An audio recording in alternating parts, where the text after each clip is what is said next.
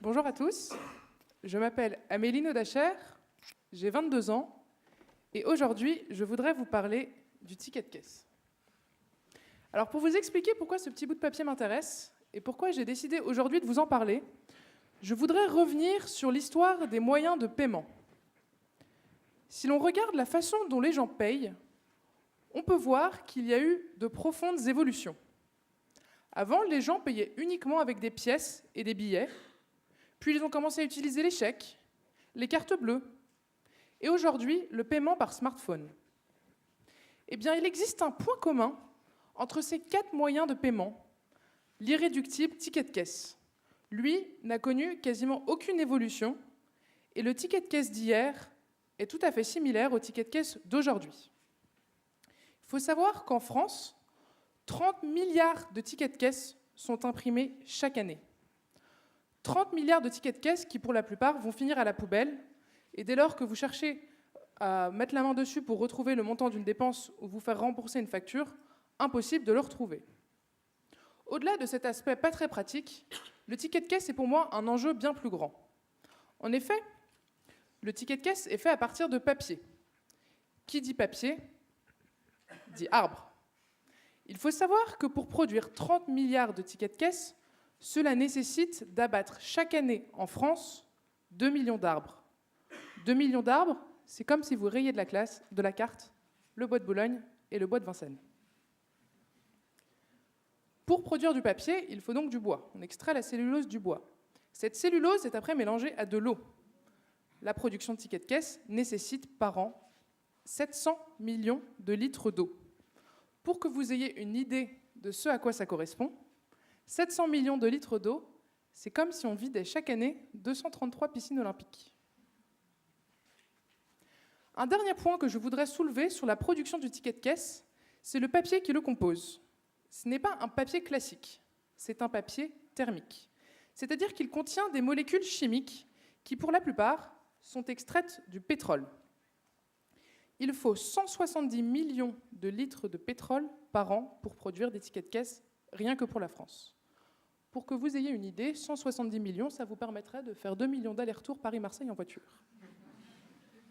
Mais je vous vois, mesdames et messieurs, certains n'ont toujours pas l'air convaincus. Peut-être que les problématiques environnementales ne vous passionnent pas. Eh bien, sachez, mesdames et messieurs, que le ticket de caisse n'est pas seulement nocif pour la planète. Il est aussi nocif pour vous. J'en parlais ? Le papier qui compose ce ticket de caisse est un papier thermique, comme on le voit ici.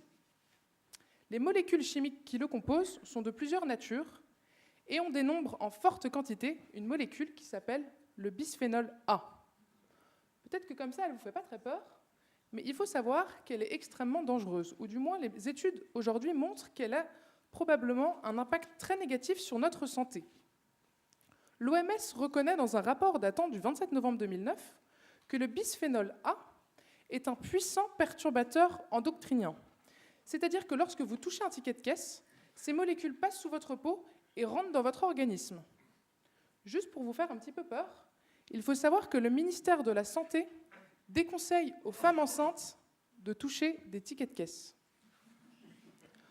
Donc, le bisphénol A a donc un impact sur notre santé, donc notamment sur notre fertilité, et peut-être que demain on découvrira sur des cancers. C'est des études qui sont en cours. Alors, face à cela, face à tous ces problèmes qu'on expose, que peut-on faire ?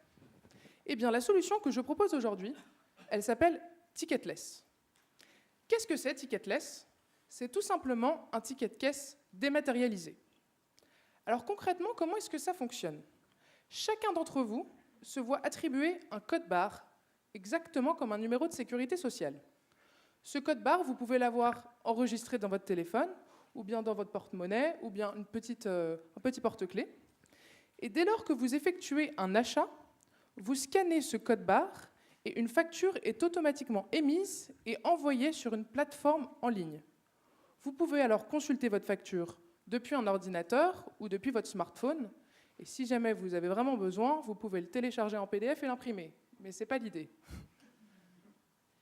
On peut aussi imaginer signer des partenariats avec les entreprises de carte bleue, si bien que dès que vous payez avec une carte bleue, c'est comme si à la fois vous scanniez votre code barre, ce qui peut être très pratique dès lors que vous payez en ligne sur Internet. Donc vous le voyez bien, Ticketless, ça permet de supprimer le ticket de caisse sous son format papier, mais on peut imaginer des applications bien plus puissantes. On pourrait en effet penser à développer de puissants algorithmes qui permettraient de mettre en relation les dépenses les unes avec les autres. L'algorithme pourrait par exemple reconnaître qu'une tranche de jambon achetée chez Carrefour et une tranche de jambon achetée chez Auchan, ça correspond au même produit. Et à la fin de chaque mois, vous pourriez suivre de façon très précise votre consommation en viande, votre consommation en alcool ou tout type de consommation que vous vouliez surveiller. Et ça permet bien de faire cela avec tout type de paiement, cash, ticket restaurant, ce qui n'est pas le cas aujourd'hui. Merci à tous de m'avoir écouté et j'espère que maintenant, quand vous passez au ticket de caisse, vous penserez à Ticketless.